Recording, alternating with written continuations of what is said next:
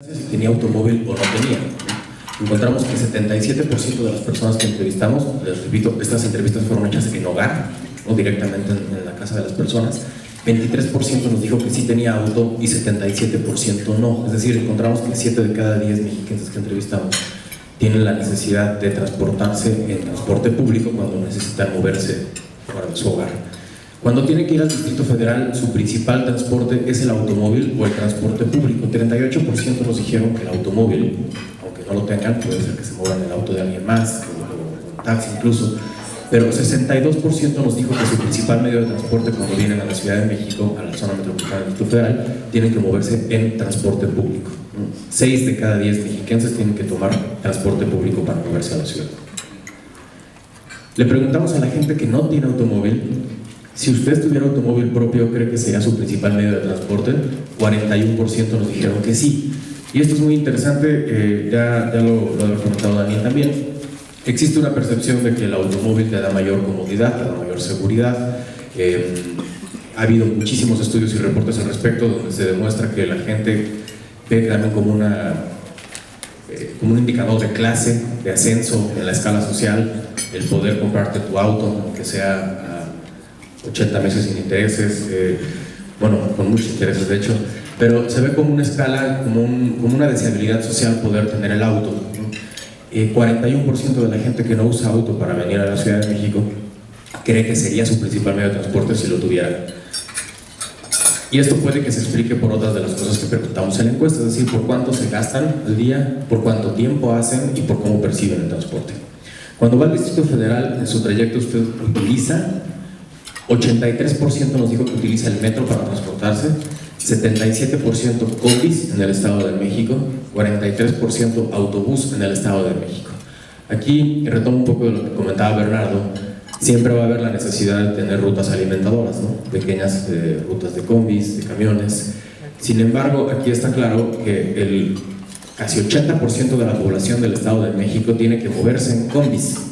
Y esto es, aquí los expertos lo han comentado, tanto del ITDP como del Poder del Consumidor, es poco eficiente, ¿no? Cuando tienes un transporte que mueve a 7, 9 personas, 12 si ya rompieron la regla, ya los atascaron, o 14, no sé cuánta gente alcanzan a meter, se vuelve poco eficiente el transporte, ocupa mucho espacio en la vía pública, generan problemas de tráfico, ¿no? Como se puede ver en zonas como la Zaragoza, el Coachalco, Toluca, lado de Indios Verdes hacia Catepec, Gustavo Vaz hacia otro lado.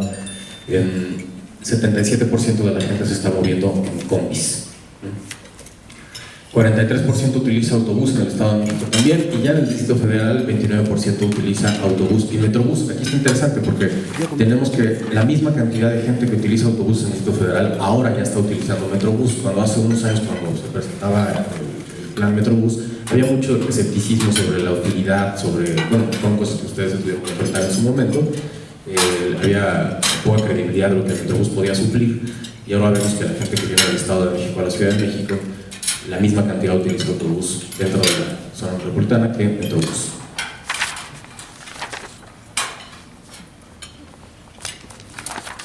Cuando vemos la cantidad de medios de transporte que utilizan al día, encontramos que 32% de la gente utiliza al menos 2 medios de transporte distintos, 22% utiliza 3, 13% utiliza 4, y luego tenemos que 5 transportes distintos, 11% de las personas, 6 transportes distintos, 6%, 7, 4, y bueno, tenemos hasta un 1% de la población que nos mencionó que usa hasta 10 medios de transporte diferentes en un día. Esto es muchísimo lo que la gente tiene que moverse de un medio de transporte a otro para poder llegar a la ciudad y regresar a su zona. Si una persona promedio tiene que tomar una combi para llegar a la vía principal, de ahí tomar un camión para poder llegar a la ciudad, poder tomar un metro, bajarse en una estación para poder tomar otro microbús, otra combi o otro medio de transporte dentro de la ciudad para moverse a su lugar de trabajo, y lo mismo de regreso, pues ya estamos hablando entre 6 y 8 medios de transporte al día, ¿no? Es bastante alta la cantidad de la población que está utilizando muchos transportes al día para moverse. ¿Y cuál es la principal razón por la que elige su principal transporte para ir al Distrito Federal? 34% nos dice que es el más barato, pero 20% nos dice que es su única opción. Hay 20% de la gente que dice que su medio principal de transporte es la única opción que tiene, ¿no? También le dejamos pocas oportunidades a la población para que escoja, para que tome la decisión más eficiente o más útil, ¿no? Por ejemplo, solo 6% dice que es el más seguro. En realidad la gente toma el que toma porque no le queda de otra o porque es más barato. Cuando hablamos de transporte público, la gente que dice que no tiene auto o que no viaja al Distrito Federal en auto, ¿cuánto diría que gasta usted al día cuando va al Distrito Federal? Y tenemos que 30% de la gente gasta 51 pesos o más, ¿no?, al día. Esto es prácticamente un salario mínimo diario, ¿no? Si tomamos en cuenta que este es un gasto personal, no familiar, pues dependiendo de las familias, y el promedio de las familias tienen 4 habitantes, 4 y 5, pues el gasto es muy alto, ¿no? 49% entre 26 y 50 pesos, pero bueno, tenemos de 51 a 100 hasta 300 pesos, 30% de la población.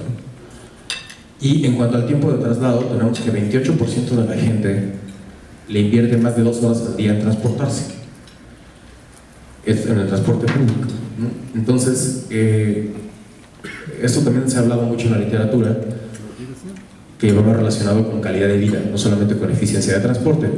El efecto que tiene que la gente tenga que transportarse durante 2 horas para poder venir a la ciudad a trabajar o a estudiar o a lo que tiene que hacer en el día, reduce la calidad de vida de los habitantes de la zona conurbada, porque no pueden pasar tiempo con sus familias, no pueden hacer uso de la oferta cultural, de la oferta deportiva.